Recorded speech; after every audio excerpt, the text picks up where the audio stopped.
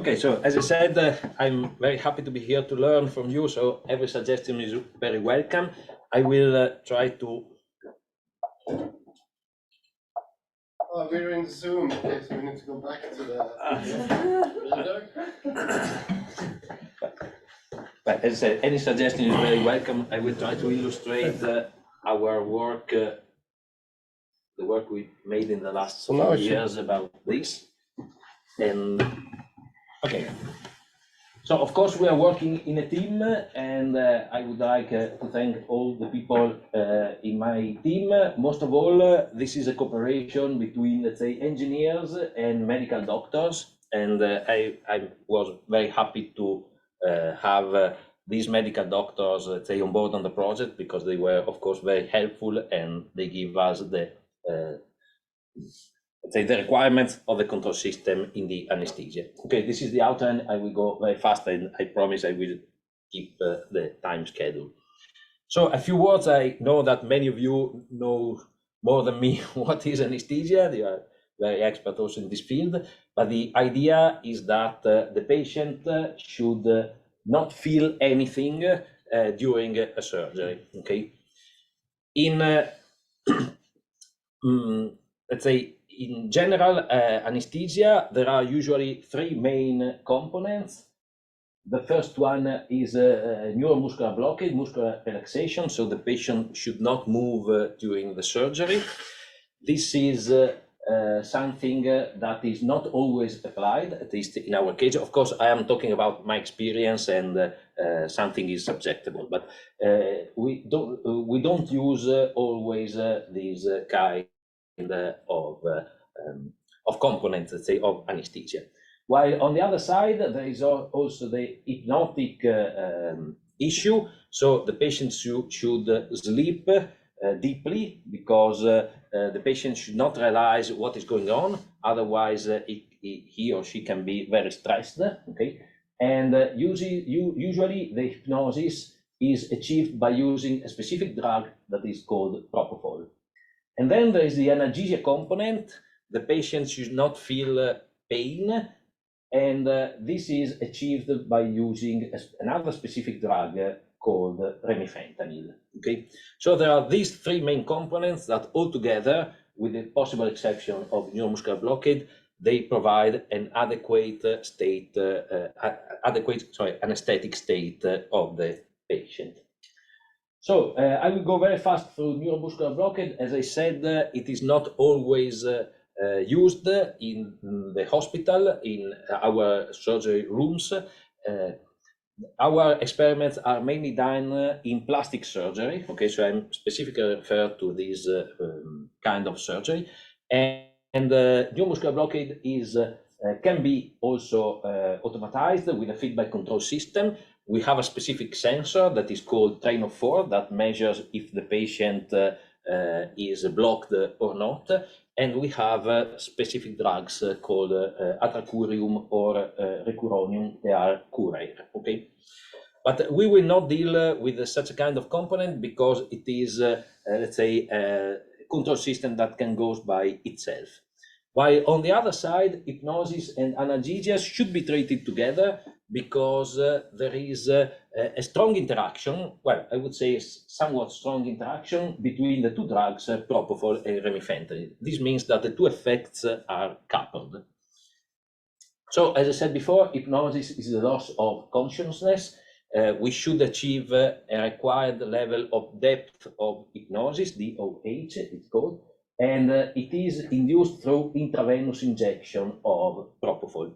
I have not specified that there are two kinds of anesthesia. The first one is made with gases, but in this case, we will talk about the so-called total intravenous anesthesia. So the two drugs are injected through intravenous injection again. On the other side, analgesia, as I said, is the absence of pain, and it is induced through intravenous injection of remifentanil, as I said before. So there is this interaction, so the two effects should be treated together, and this goes in principle for a multivariable control system. Okay. So we have to avoid that during the surgery, the so-called awareness of the patient, because this can be very stressful. It can lead to nightmares in the following years after the surgery and so on. So awareness should be avoided, but on the other side, also overdosing should be avoided. So in general, how is the clinical practice done?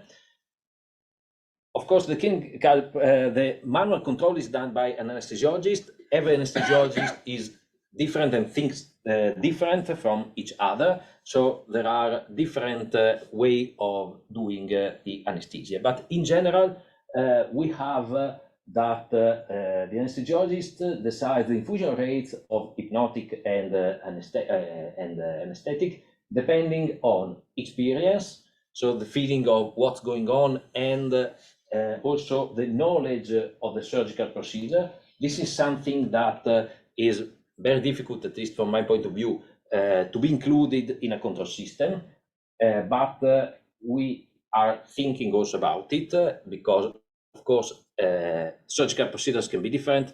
It can be more painful or less painful, and so on. And then if there is not any, let's say, monitor available, I will talk about it later on, the anesthesiologist can see what happens, and because there are no measurable physiological signs like facial grimacing, lacrimation, diaphoresis, frequent urination, and so on. So the anesthesiologist feels the state of the patient and can decide if to increase or decrease the infusion rates of the drugs. But then there are also measurable physical signs, in particular blood pressure, heart rate, saturation, and so on. And there can be also a quantitative feedback of the depth of hypnosis from electroencephalogram. What is saturation? Signals. Saturation is the level of oxygen in the blood. Okay. I don't know if the English word is correct. Yes. Yes. Okay. Okay. Now it's not the saturation of the control system. Okay. And again, we can measure the brain activity and see if the depth of hypnosis is at the required level or not. And then, of course, there are model-based, let me call them model-based standard procedures. So depending on the demographics of the patient, if the patient has a certain age, weight, age, and so on, they have the procedures that can be followed depending on them. As I said, we can now measure also the depth of hypnosis. At least we can measure an estimate of the depth of hypnosis, but there are these kind of sensors available. The most common measure in Brescia, let's say, is the so-called BIS spectral index scale, that gives you a number. Okay, let me skip this. No, sorry, I missed the slide. Okay, that gives you, sorry. Here it is. Okay, it gives you a number between 0 and 100. 100 means that the patient is fully awake. So maybe now I am 98, let's say. And then when this number decreases, it means that the hypnosis increases. The target BIS, the target value of the BIS during the surgery is usually 50, because it means that you are sleeping, let's say, at the required level. A too low value of the BIS, like around 20 and so on, has to be avoided because it means that the brain activity is too low, and this can also lead to hypotension and eventually to postoperative delirium also, which has to be avoided because it can be, according to the medical doctors, a first sign of possible diseases of cognitions when you are getting old.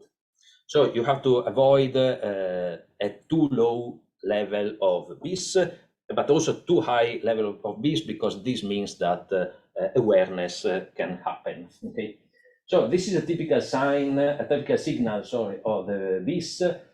during a surgery, you can see also that it is a very noisy signal, and this has to be taken into account.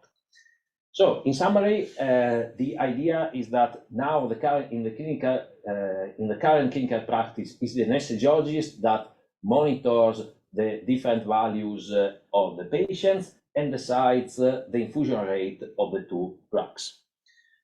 What is the problem of doing this is that, of course, the anesthesiologist should be there at all the time and should push the buttons of the syringe pumps all the time.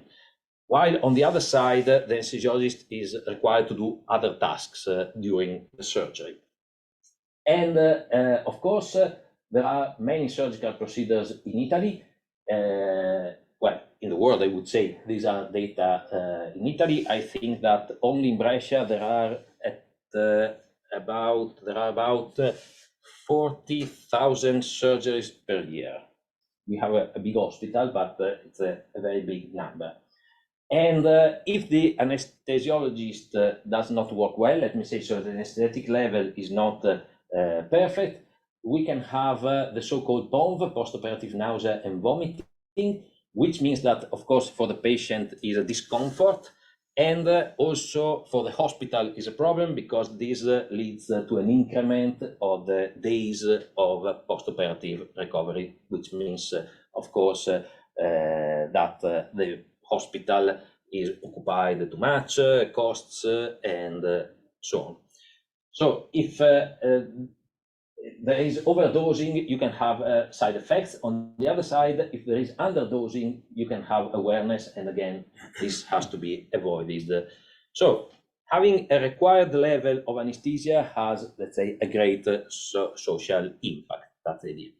So the idea is to remove, in some sense, the anesthesiologist, substitute it with an automatic control system, but of course, the anesthesiologist should be there to supervise the system. And we have to take into account, when we design a control system for this task, we have to take into account that the anesthesiologist is there. So the anesthesiologist should be able to intervene at any moment. He or she can change the procedure and so on. And so the control system, let me say, should be flexible in that sense. Okay. So what are the objectives given to us by the medical doctors as control system engineers? The idea is that with such a kind of automatic control system, you should be able to decrease the anesthesiologist's workload, because of course a surgery can also last 8-10 hours and so on. And of course, at the end of the surgery, the anesthesiologist can be very tired, and it is more likely to do some mistake. And then, of course, again, a better anesthetic level, which means less side effects for the patients, less drugs administration, which leads a better post-operative recovery, and so, in general, the reduction of side effects, as I said before. Okay, there are two main phases. Well, there are actually three phases in anesthesia, but two of them are relevant for the design of the control system. The first one is the induction phase. The depth of hypnosis should be brought from the starting level 98, 197 to the desired level of the BIS equal to 50. From a feedback control point of view, this is a set point following problem. Okay, so you have to go from 100, let's say, to 50 in a short time, possibly without undershoots. And then there is the maintenance phase. So at the end of the induction phase, the surgery procedure actually starts, and you have the maintenance phase where the depth of hypnosis should be maintained to 50 despite disturbances. Disturbances usually coming from of course, the surgical procedure. And from a control system point of view, this is a disturbance rejection problem, okay? In our task, we have used this kind of disturbance given by Christian, okay? And where the BIS signal is, we added such a kind of a double step signal to the BIS signal. Of course, the kind of disturbances are different. but we feel that with this kind of disturbance, if the control system is robust to this kind of disturbance, it means that it is capable to reject the other real disturbances that occur on the patient. Okay, and it is easy also to evaluate the performance of the control system in simulation with such a kind of disturbance. So the control requirements, the control variable is the two drugs infusion rates, okay? And of course, we have saturation of the actuators that cannot be neglected. There is a higher level of the maximum infusion rates that can be given by the pump. And of course, the minimum saturation level is 0 because we cannot take out the drug from the patient, and we have to take this into account. And this is also an important point, and we'll go into some details later on. We should also avoid unnecessary variations of the control signal. We saw that the B signal is very noisy, but from the point of view of the anesthesiologist, seeing that the infusion rate continuously changing, maybe without any reason, means that the supervisory task of the anesthesiologist can be, let's say, not nice, okay, in some sense. So it is nice to avoid unnecessary variations. Okay, what are the control requirements from the point of view of the process variable? We want to achieve in the induction phase the target level of the BIS very fast in 4 or 5 minutes, because a longer induction phase can be a discomfort for the patient. Okay, if I were in the surgery room, I want to sleep as fast as possible. And then we want that the undershoot of the BIS during the induction phase, okay, is bounded. Ideally, it should not go below 40, okay? It is acceptable to have a slight undershoot, but again, a longer and deeper undershoot means that you are overdosing, and this should be avoided. You can have hypotension and so on. Then in the maintenance phase, you should have a fast disturbance ejection as fast as possible. In general, given that, of course, the control task is quite difficult and the BIS signal is very noisy, the ideal situation is where the BIS is kept between 40 and 60 during all the surgery procedure. Okay, so these are the bounds that are given as a requirement. The biggest issue in such a kind of control system is the robustness, because of course every patient is different, and this is the so-called robustness to inter-patient variability. Okay, we have different responses to the drug, but there is also the robustness to intra-patient variability, because the same patient during the surgery can have a different dynamics. Okay, because of blood losses and so on. So these are the control required. How we solved, or we think we have solved this control problem? We had this strategy. Okay, we design the control structure. For example, we use the PID control. Okay, then we selected a database, a small database of 13 patients. Okay, I will then go into details, but a small database of 13 patients, which we believe are representative of a wide population. So this means that if our control system works well with that 13 patients, with those, 13 patients, it will work well for all the patients, because these 13 patients have different characteristics. So we tune our controller by using an evolutionary algorithm, for example, genetic algorithm, by minimizing a cost function for those 13 patients. And then, of course, we have to test the robustness, because these are just a reduced set of patients. And for this, we applied a Monte Carlo method. So based on the statistics of the pharmacokinetics, pharmacodynamic models, we created a large number of patients, and we just tested our controller on a very wide population.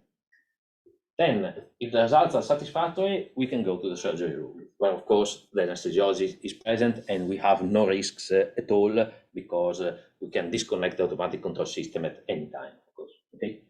So, in order to simulate the patient, we need a model of the patient, and we found this kind of model in the literature. For the propofol, well, usually we have to take into account a so-called pharmacokinetic pharmacodynamic model. The pharmacokinetic is the dynamic of the drug concentration in the human body, and the pharmacodynamic is the relationship between the drug concentration and the clinical effect. Okay, because of course, if I take a pill, then the distribution of the drug in my body can be different from another one, but then the effect also of the pill can be different between me and another person. Okay, so we went to the literature and we found a pharmacokinetic pharmacodynamic model for propofol and for remifentanil. The pharmacokinetic is based on the so-called mammillary three compartment model. So the human body is modeled as we have three compartments: the primary compartment, the blood, and then a fast compartment and a slow compartment, and there is the interaction. Overall, I will not go into details, but we have a third order linear system, okay? And then we have the pharmacodynamics, where we have a first order system because we apply a fictitious compartment to describe the lag between the blood concentration and the clinical effect. So this is also a first order linear system, but the main issue is that the response of the patient to fixed blood concentration, CP is the blood concentration, is a nonlinear function, is a static nonlinear function, and it is called the Hill function. It is something like this, and in details, it is something like this. So overall, we have a Wiener model where we have a fourth order system plus a static nonlinear function. And it is important to stress that in the linear system, the parameters of the linear system, the nominal parameters of the linear system depends on the characteristics of the patient, weight, age, gender. On the other side, the static nonlinear function is, let's say, unknown. So we can use average parameters of the Hill function, but the parameters of the Hill function do not depend on the patient characteristics. So they are, let me say, more or less random. Okay. But we have an average values. Okay, if we the remifentanil model is more or less the same. Okay, if we combine propofol and remifentanil, we have to modify the Hill function. It becomes a surface, something like this, and from a mathematical point of view, it is expressed by these equations. Okay, but the idea is more or less the same. So in this case, we have two inputs: propofol infusion rate, remifentanil infusion rate, and one output that is the BIS level. These are the 13 patient parameters we have considered just for the purpose of tuning the controller. And you can see that they have not very different age, but the values of the Hill functions are somewhat different. Okay, so the idea again is to tune the controller as we have in the world only these 13 parameters, these 13 patients, sorry, and then we test the robustness of the controller over a wide population.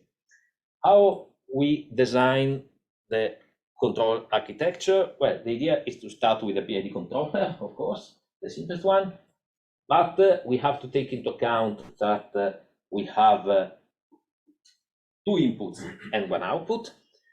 We manage the two inputs by using this ratio block. So the idea is that the infusion rate of the remifentanil is a ratio of the infusion rate is proportional, let's say, to the infusion rate of the propofol.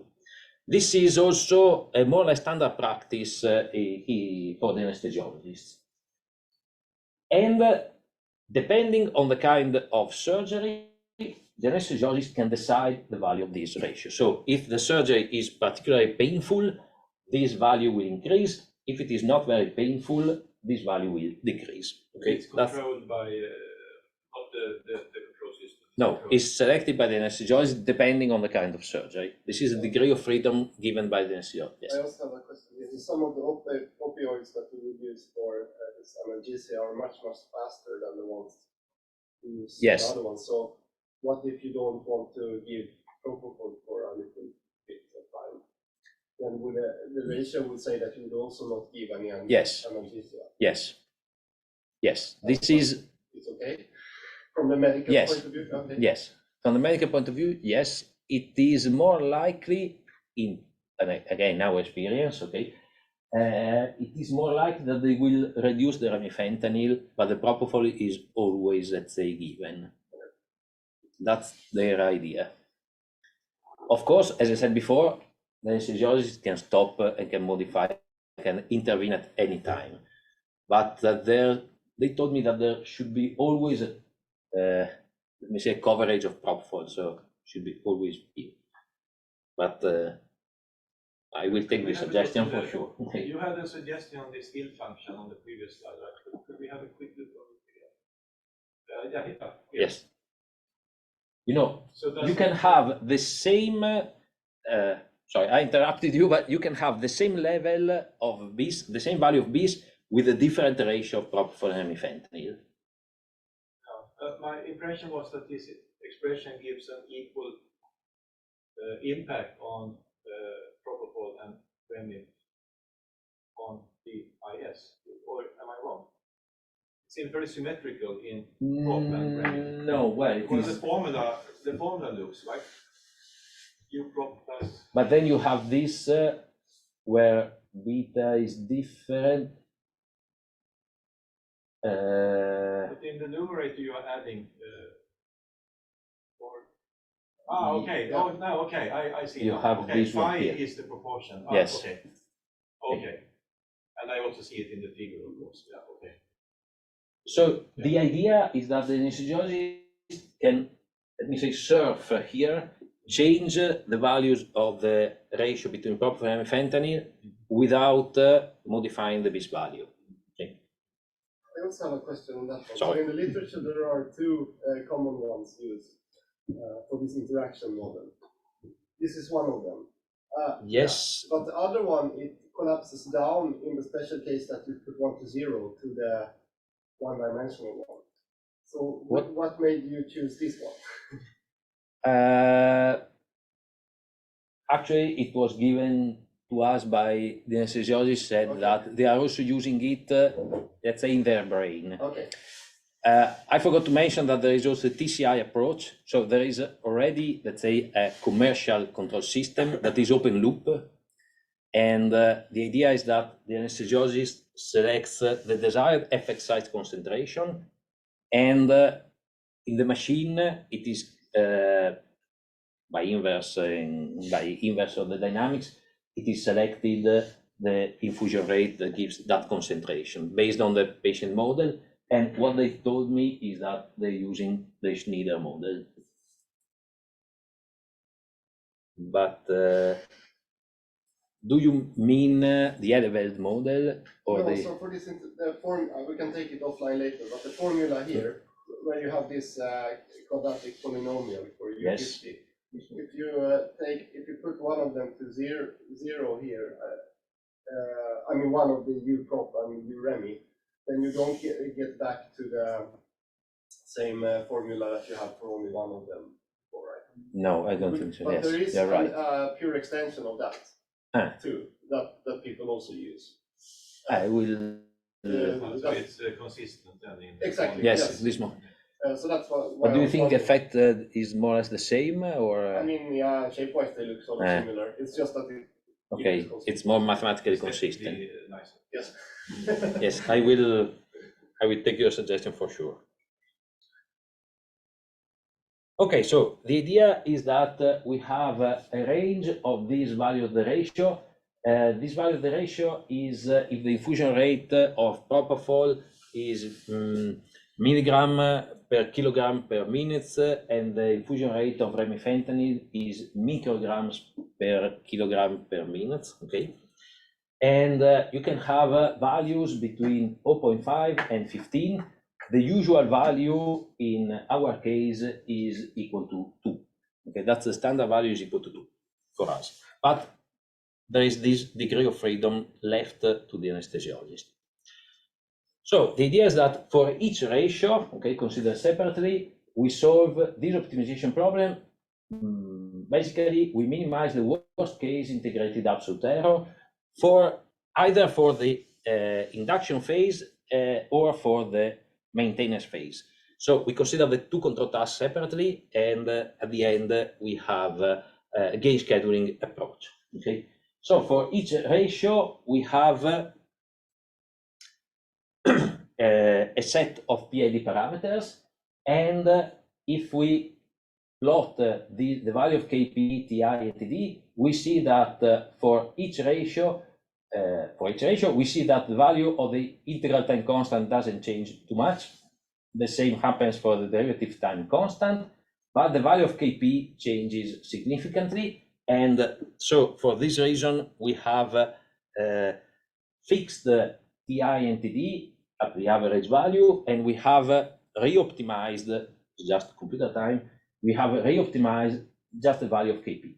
So eventually we have these tuning rules. So you can select the ratio and you will achieve the value of Kp, Ti, and Td for the induction phase and for the maintenance phase. Okay. Big issue is the noise filtering. As I said before, for this reason, we have a simple first order low pass filter, and then we applied also a moving average filter to filter a little bit the noise. Okay, I will not go into much details because of time, but then of course I can take the questions. So these are just the responses of the 13 patients. You can see that the induction phase satisfies the requirements. So there is a PID controller that is able to solve the problem, and also for the disturbance. And these are the infusion rates. Okay. And then, as I said, we tested the controller on a wide simulated population, and we can see that if we change the parameters of the patients, we still have that the clinical requirements are satisfied for all the ratios and for all the patients. Okay. Now, what we have done more than the PID is to try to remove the noise as much as possible, because with the previous approach, the control signal is still noisy. And this is not, as I said before, very appreciated by the anesthesiologist.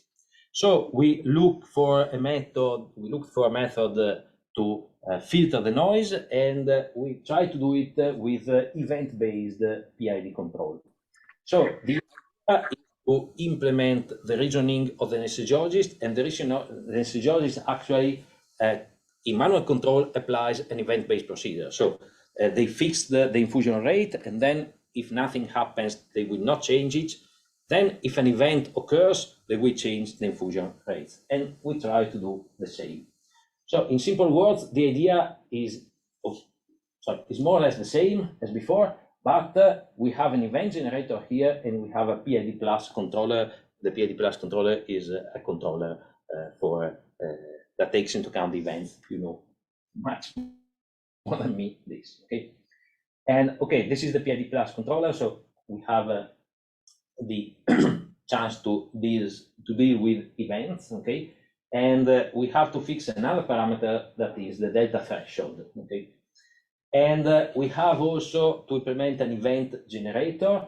And in the event generator, we have an event condition, so we understand when an event occurs, and we have a signal elaboration block that gives you the final, let's say, the value of the BIS that is sent to the PID plus controller. Here, the idea is to use not the, let's say, the standard send on data technique. Well, it is a send on data, but in this case, the event generation condition is based on the integral of the on an integral condition, and this allows us to filter the noise significantly. Okay, I will go quite fast, but the idea in simulation is that if we have a noisy signal like this, okay, we have that with the use of the event, the signal is filtered significantly. So this is an idea results given with the average patient. This is the induction phase, and this is the disturbance, the maintenance phase, sorry, with the rejection of the disturbance. And you can see that in this case, we have a piecewise constant signal, which is again appreciated by the anesthesiologist. Of course, even if maybe an event does not occur because of the BIS signal, we have to generate events every 30 seconds, I think, because for safety reasons, of course. But the idea is to have a control signal that mimics the behavior of the anesthesiologist, okay? So we applied this in the surgery room, again, for plastic surgeries, and we developed an experimental setup where we have 2 syringe pumps and the laptop, of course. And we have this kind of monitor that give us the value of the BIS in addition to other the other parameters like blood pressure and so on.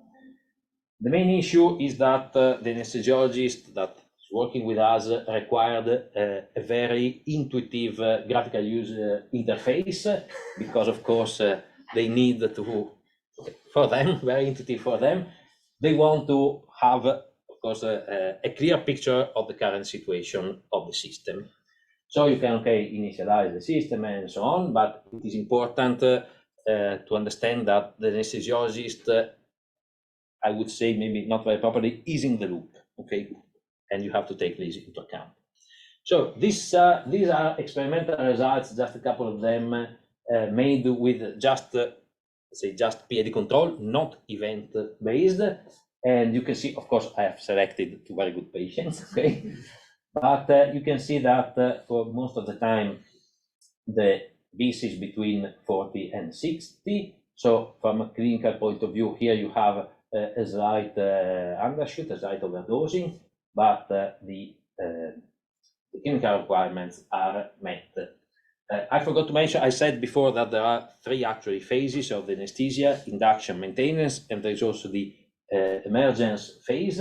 At the end of the surgery procedure, you just stop infusing the drugs, and the awakening time, let's say, it is something relevant. If it is a very long awakening time, it might mean that you had overdosing.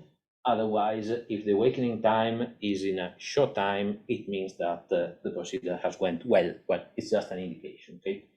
Here, the main issue is that you can see that the control signal is very noisy. So it works, but the anesthesiologist is not very happy to see this kind of control signal, because the anesthesiologist doesn't understand very well what's happening.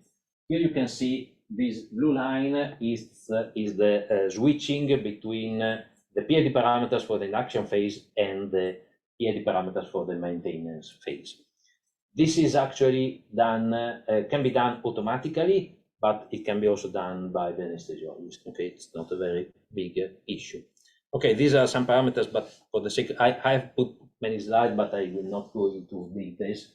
But we have made a not rigorous comparison, okay, not rigorous comparison between manual control and closed loop control. What I mean with not rigorous comparison, if you want to have a very rigorous comparison, you should go for a randomized trial. So you should select the patient randomly, and given you can go to the surgery room, and manual control or closed loop control maybe should be blinded and so on. In this case, we have not done anything like this. We have just taken the data for manual patients, for patients who underwent to manual control, and then we made a comparison with 10 patients, okay, for closed loop control. So it's not rigorous, but it gives an idea that the closed loop system works well. Of course, the anesthesiologist here again made other tasks during the surgery, so it was not fully focused on. Can I ask you this? Sure.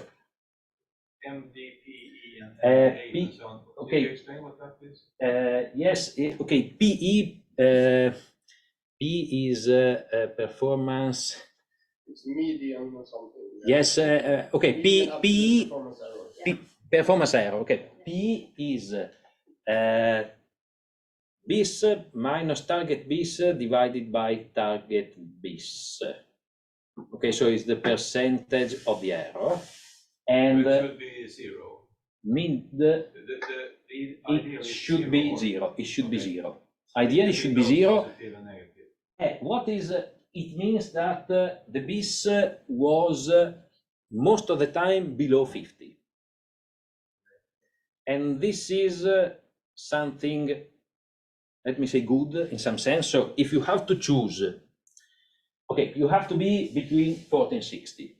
It's better to be at 40 rather than at 60. Best is 50, okay? But it's better to have a lower level BIS rather than a bigger lower. Okay, but it's also an index based on the pi spectrum. Yes, yes, yes, yes. So I should have specified it. So it all boils down to that you trust that the pi spectrum index. Yes, yes, that's a big issue that I. Education. Yes. Maybe that's the thing that hinders acceptance by an anesthetician, that I don't fully trust. Yes, you are right, and I will talk about it because, for example, Christian has worked with who have CNS and so on, but that's true. This is why the anesthesiologist should be there. There are cases where the BIS value doesn't make sense. There are not many cases, but also in manual control, they trust the BIS a lot. But of course, they also look at the patient. Then after these first trials, we slightly modified the control system, okay? And the idea is that, okay, in this result, the induction was fully managed by the PID control, okay? But the usual way of doing the induction is to use a bolus. So let's say an impulse of the infusion rate. And in our case, also the anesthesiologists prefer to use this bolus. So we added an automatic bolus, a very simple idea. It's a feed-forward bolus based on the characteristic of the patient. So we just implemented in the laptop what the anesthesiologist usually does, depending on the weight of the patient, the age, and so on, he decides the kind of bolus. So we added this, okay? And then we added baseline infusions. What might happen with the PID is that the amount of propofol and remifentanil goes to zero. And this is also not appreciated by our anesthesiologists, that they want to keep very often a minimum amount of drug always injected in the body of the patient. So the idea is that when the predicted effect site concentrations based on the model of the patient falls below a safety threshold and the BIS is above 40, so it's not a very low level of BIS, we add a baseline infusion. Okay, that's the main idea. And this is the result with the PID control. You can see that there is here this baseline infusion always, let's say, almost always, not always, but given to the patient, okay? And here the anesthesiologist feels more comfortable to have this, okay? So, okay, this is the comparison with the original scheme. We have, let's say, slightly better results, okay? I will not go into details, but most of all, the anesthesiologist is more happy, okay? And we made the same modification to the event-based control scheme, and this is the result. You can see that now the control signal is not noisy anymore, okay?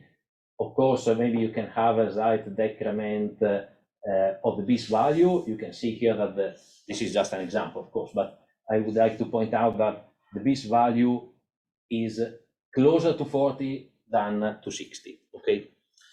Because, of course, you have these baseline infusion values.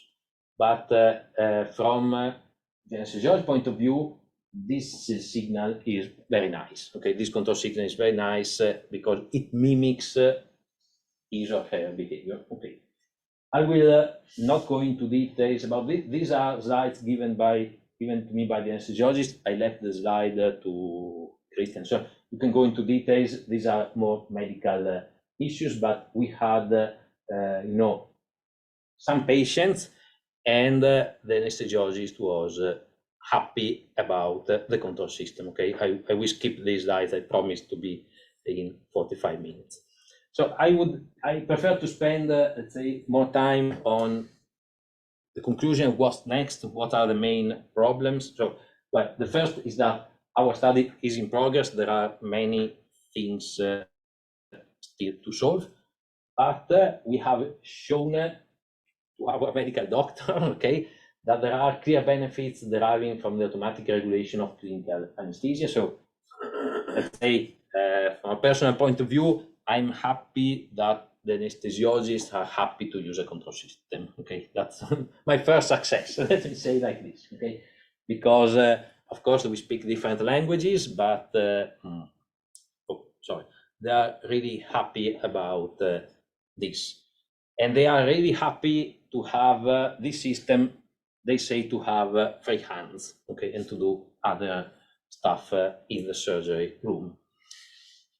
Of course, even small improvements can potentially have a major economical impact. Of course, patient comfort, patient health is the primary concern. But if I go to the general director of the Brescia hospital and I say, okay, I will reduce of 1 day the hospitalization of all the patients that underwent a surgery, he will be very happy. Okay, of course, he will have a major economical impact. And as I said, we took into account that the control system should be beneficial for the patient, but also for the anesthesiologist. Okay? So it is important to offer clinically appealing solution. What I say is that each anesthesiologist is different from the other one. So one of them can prefer to use the bolus, the other one can prefer to avoid it, another one can prefer to have a piecewise constant signal, to avoid to go to zero for with remifentanil, and so on. So we really have the need, let's say, to offer different solutions for different patients, but most of all, let me say, for different anesthesiologists. And of course, as you said before, the instrumentation is very important. So we use the BIS because this was the standard in Brescia, but we know that sometimes the BIS value is not, let's say, very reliable. There can be phases in the anesthesia where the BIS sensor is removed because they turn around the patient and so on. So there are other monitors. We try to establish a contact with Massimo. They have the PSI patient safety index. We did not succeed. Now we have tried to establish a contact with Fresenius. They have QCon that gives the depth of hypnosis, and they also have QNOX that they gives a measure of the pain. It's not exactly a measure of the pain. It's a measure of the arousability of the patient, okay? How the patient will respond to a stimulus. So we know that there is the WAV CNS, for which Christian, of course, is very expert. What the anesthesiologists say is that we should go into more details and take into account the brain waves, because these are the real measure of the depth of hypnosis, of the state of the patient. So they say, I agree, but of course this is we can discuss about it, that the key issue is to use directly the brain wave to control the state of the patient. That's their idea, and this is what we are looking for. Okay. That's it for me.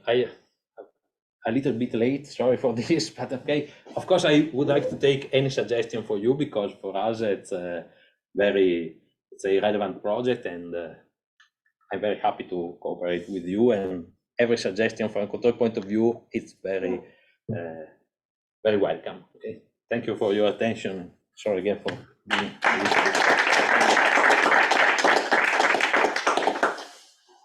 Yes. So sure. I come fantastic talk first of all.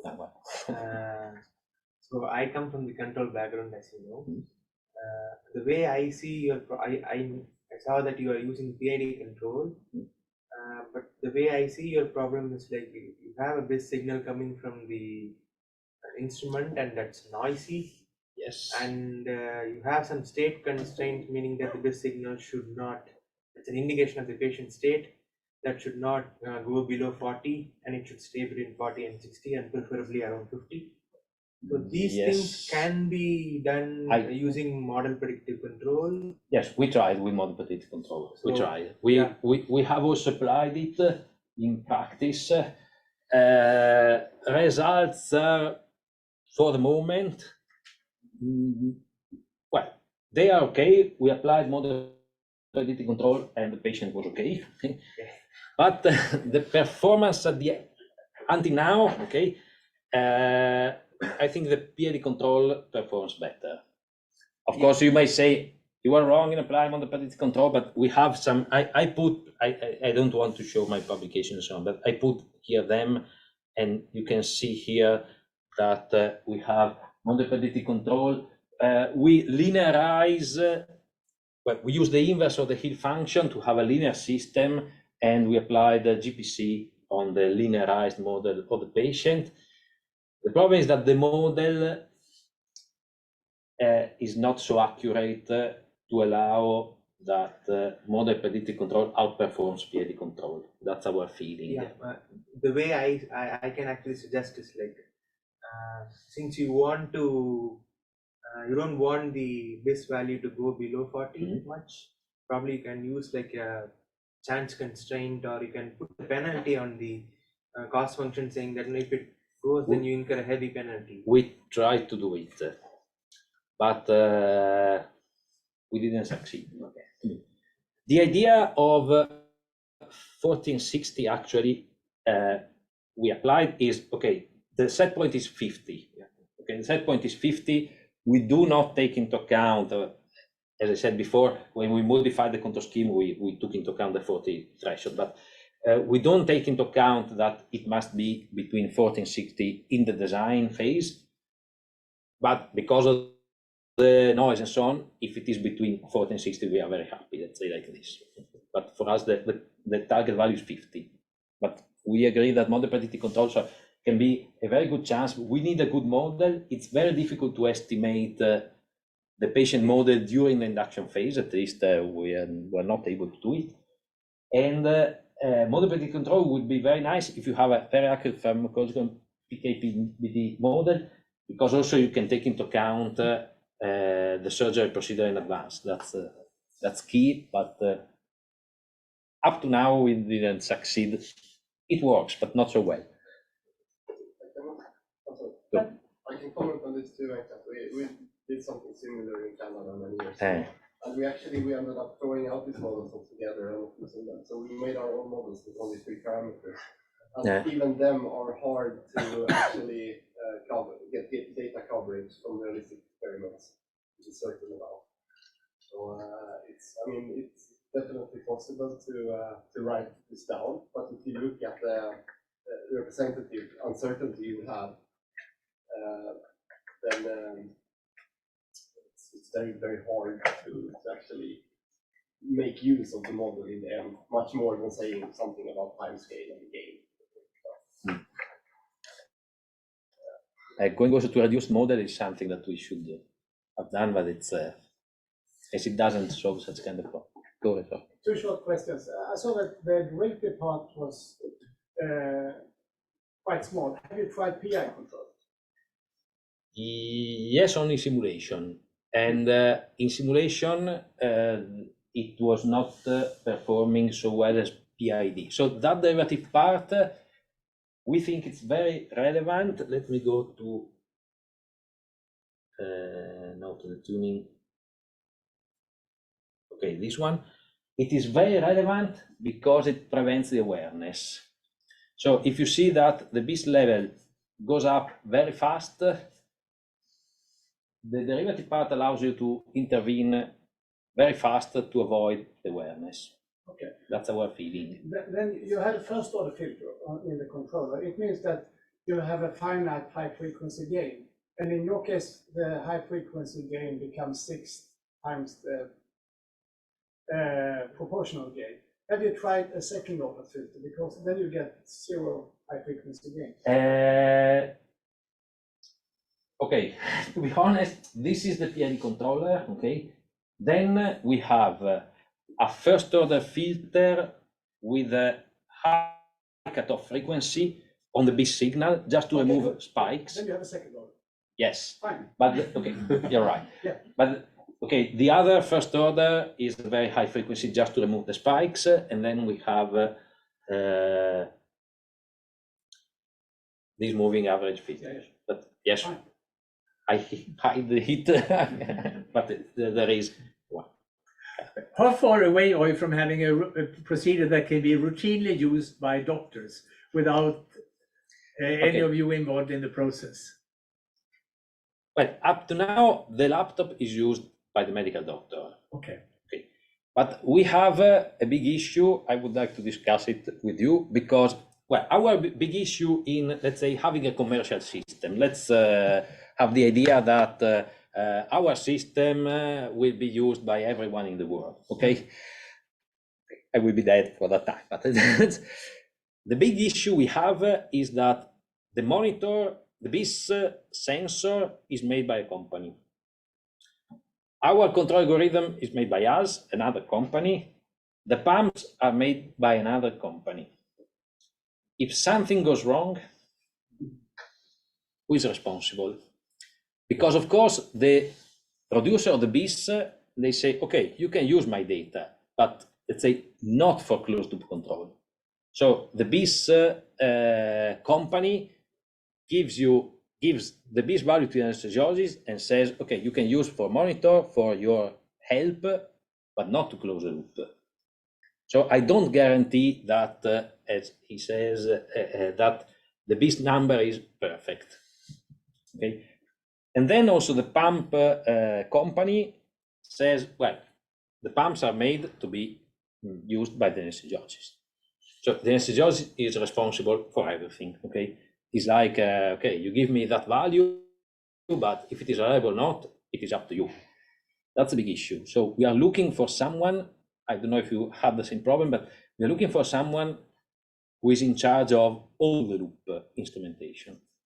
That would be the key to We do this in many other projects that actually have gone commercial to aggregate a lot of different components. And the solution there is that you have a strong legal person, and then there will be lawsuits if something goes wrong, and that will decide. So I think that's no, it's an issue, and there are also many other issues to solve, like okay, when the BIS is disconnected, when the BIS value is completely wrong. We have the signal quality index. What happens if the signal quality index is low? Okay, we apply the same infusion rate for a short time interval, and then we give an alarm, of course, but still a long way. Sometime in the future. Yes. Yeah, a pretty general question. I think quite early on in your talk, you said there were two phases that you're interested in. It's the induction phase and then maintaining. Yes. How about waking up? So that's really important. You just stop the infusion. Yeah. Yes, so it's easy, let's say. So doesn't matter how. The reason I ask is I seem to remember I talked by Emery Brown at an ACC a few years back, where he focused a lot on the waking up phase. Okay, as far as I know, the waking up phase is very important with neuromuscular blockade, because what you want to avoid is that you wake up and you cannot move. That's very discomfortable, especially if you feel pain. Well, actually, also during the maintenance phase, this is the worst thing that might happen. You wake up, you feel pain, and you cannot say, oh, I'm awake. And that's a nightmare, and it will be a nightmare for the next years, no? Okay, so you want to avoid this. And so it is important that the neuromuscular blockade is stopped, let's say, well before the emergence phase. And as far as I know, there are two kinds of drugs, as I said, atracurium and recurorium. They are curar. One of them has an antidote, am I right? But this antidote is about just one dose is, at least in Italy, 500 euros. So the medical doctors won't avoid it. And so they also stop the courirization of the patient, and they leave that the patient will recover from moving, but it has to be done in the perfect time interval, because if it is done too early, then maybe when you put the stitches and so on, the patient move and the surgeon will shout at you, okay? And if it is done too late, you have to go on with the injection of propofol fentanyl, let's say, without any reason. So this is my my knowledge, but if you know more, I would be very happy. I don't. Because what they just say, stop. Because then at least one phase is easy for you, which is good. Yes, yes. No, but if there is a control problem, I would be happy to know it. But what they say, just stop. Yeah, so I had a question. I was also wondering if you had tried any lower order models to see if there was any. No. And then a follow up if you have tried anything about the Schneider model, if you could see it. Yes. No. Okay. With a low order, we try to do some simulations like this, but then if we use PID or event-based PID control, let's say there was no point in using a low order model, because we used genetic algorithms to tune, and we say the more complex the model is, the better it is, okay, in some sense. We tried a few weeks ago of using, well, we tested our PID controller in the elevated model. We had some difficulties in a patient with an old age, and this is something I would like to discuss. And we also tried with pediatric patients, and we also had some problems with the delay. I would like to talk to you, because it's the delay, in my opinion, okay, is too much. And it's we found it that it's not very realistic. But I would like, I'm here also to talk about this, because yes, we want to have a more accurate model, high order, low order, also for model predictive control, because we feel that model predictive control can be a very good chance. But if you have an accurate model, because it's much more difficult to robustify the controller, at least in our experience. But the model is a key. And as far as I know, for example, also in artificial pancreas, they have a very good model, and that's was very important for the development of model predictive control. While here, the Schneider model is, let's say, old, and it's not so accurate. In particular, the Hill function is too inaccurate, okay, to rely on it. Do you think you can deal with interpersonal variations by having a table, or do you think you have to do some kind of adaptation to each patient, or can you just use weight and a few other parameters to set them? That's another issue. We also tried to have, we call it, because it's very popular, personalized tuning. Okay. Now in Italy, if you say, I'm doing control in medicine, they will not give you any money. If you do, I'm doing personalized medicine, they will give you money, okay? Or precision medicine, we have some buzzwords that are very. So we try to say, okay, let's assume that the linear part of the system is completely known. If you tune a PID controller by assuming that the linear part is perfectly, how much do you increase the performance? Not significantly. You reduce a little bit the undershoot, but it's not so relevant, because the big issue is the nonlinear part. So if you know the nonlinear part, then you are, but the personalized tuning is not so relevant. So we call it, I don't know if we were right, but the population-based tuning. We played with the PID controller a lot to try to do everything, but it's. There is one more question. You mentioned that in the future people will look for the study the brain waves to know Yes. how hypnotic their patient is. So is there a way you connect that data and then with this, and then you use both the inferences, the sensor data to? There is a way. we have to discover what is that way. No, the brain waves are available, and now we are trying to connect them with the laptop, because there are proprietary systems. You have to knock the door of the company. It's not so easy, but since a month ago or something, there is an open invitation available. Of which company? Some person has reverse engineered it. There was an article 2 years ago where he documented how he reverse engineered the code, and now there is an open source code implementation of what's supposed to be the BIS. I can give you the link. Yes, sure.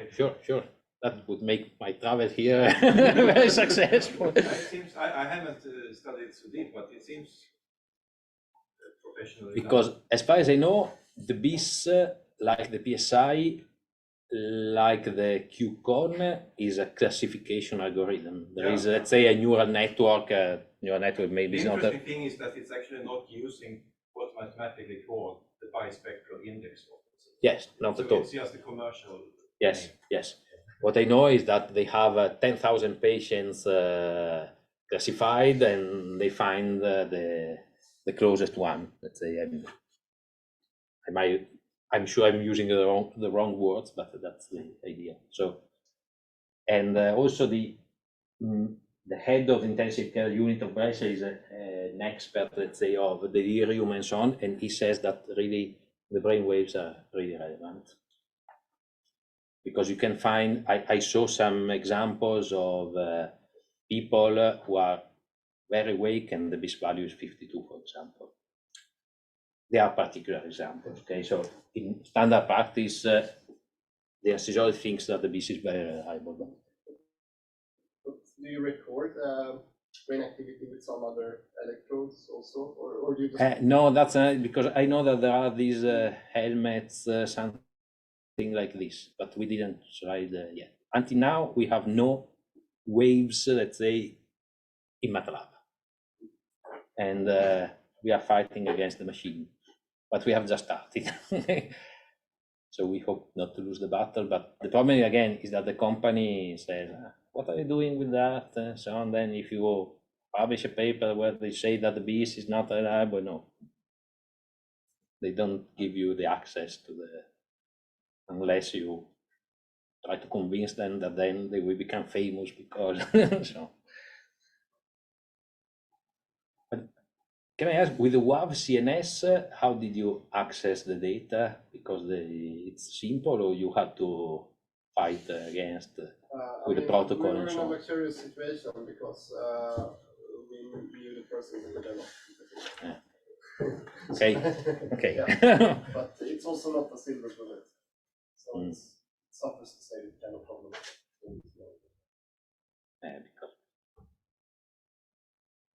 And the WAV CNS is an official, let's say, a certified yes, measurement. I don't know about the European standing, but for sure in Canada they use it. Because in Brescia, I wouldn't say they don't know what it is, but they don't use it at all, while the BIS is standard. But we are lucky because there are work for university professors a lot. Okay. Thank you again for the invitation again. I'm very happy.